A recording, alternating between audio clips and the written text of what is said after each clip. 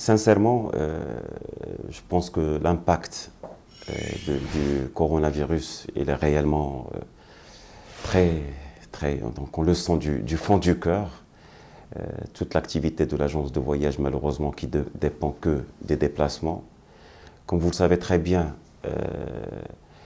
le business agence de voyage repose sur des axes principaux: le tourisme réceptif, le tourisme outgoing, la billetterie, le tourisme religieux, l'organisation des congrès et séminaires.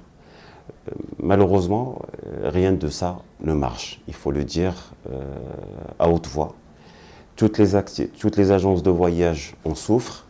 La souffrance a commencé à partir du mois de décembre, avec déjà la propagande qui a suivi le coronavirus. Tous nos clients asiatiques, ils avaient annulé leur départ sur le Maroc depuis le mois de janvier. Donc depuis le mois de janvier, février, mars, avril, mai, on ne reçoit que des annulations concernant ces périodes. Donc l'impact pour les agences qui font que du réceptif, il est vraiment énorme. Il s'ajoute à ça les agences de voyage qui sont spécialisées dans l'organisation des voyages religieux. Comme vous le savez très bien, les voyages pour la Mecque, ils étaient arrêtés à partir du mois de février. Donc ça a impacté d'une manière incroyable les agences de voyage qui font que ces activités. Depuis un mois et demi, on le sent très fortement parce que tout ce qui est déplacement, malheureusement, les gens ils voyagent plus. Les gens ils voyagent lorsqu'ils sont obligés de le faire. Donc j'imagine mal comment des agences de voyage qui tournent autour de 300 000 dirhams à 400 000 dirhams de charges mensuelles, comment ils vont faire pour subvenir aux besoins. J'étais en réunion avec quelques agences de voyage la semaine dernière. On est tous en train de penser fermeture provisoire. Déjà pour éviter le contact avec le client direct si on a, parce qu'il n'y a plus de clients, le téléphone il ne sonne plus, on n'est plus sollicité, on est en train de gérer uniquement les problèmes. Par exemple, aujourd'hui, on est en train de gérer 3 groupes étrangers qui n'arrivent pas à trouver une solution pour revenir. Et c'est notre activité principale, malheureusement, maintenant, c'est la gestion des problèmes. Bon, j'espère que le ministère de tutelle, qui est le ministère du Tourisme, ou les autorités concernées prendront en considération cet impact, parce que je considère sincèrement que l'agence de voyage, c'est l'impact direct. Les domaines de voyage, ils ont été touchés de plein fouet. Bon, c'est vrai que d'autres domaines comme le textile, comme les commerces, comme l'import-export, tout le monde est touché, mais je crois que l'agence de voyage, elle était touchée dans un premier stade, dans un premier lieu.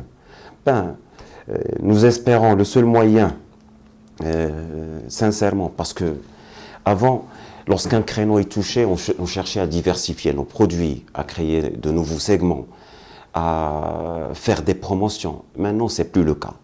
Maintenant, il faut s'asseoir, il faut savoir quoi faire, quelles mesures prendre. On est en train de penser, comme toutes les agences de voyage, à réduire le nombre, à diminuer les salaires, peut-être prévoir une fermeture pour une période donnée et assurer un service permanent pour répondre aux problèmes et aux besoins de nos clients. Mais sincèrement, nous croyons que la situation elle est vraiment dramatique. Et le grand Dieu est là. J'espère que les agences de voyage pourront s'en sortir.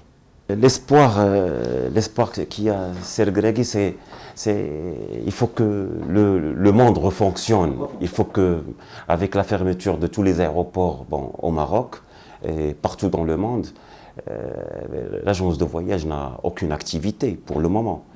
Si ça dure encore 2 mois, ça veut dire que l'opération Umrah et Hajj seront annulées. Si ça dure encore 2 mois, ça veut dire aussi que même les voyages d'été, ils vont être annulés. Nos groupes de l'étranger, ils sont tous annulés.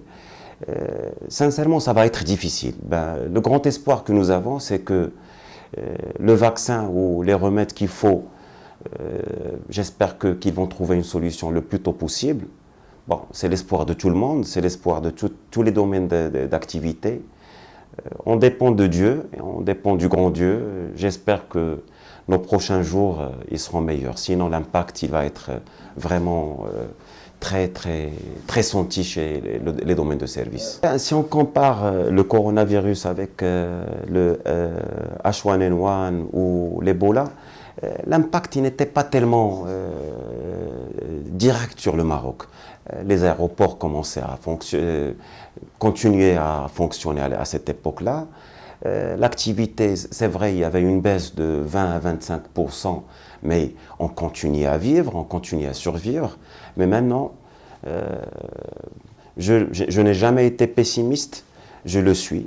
Maintenant, c'est vraiment un drame qu'on vit tous en tant qu'agents de voyage.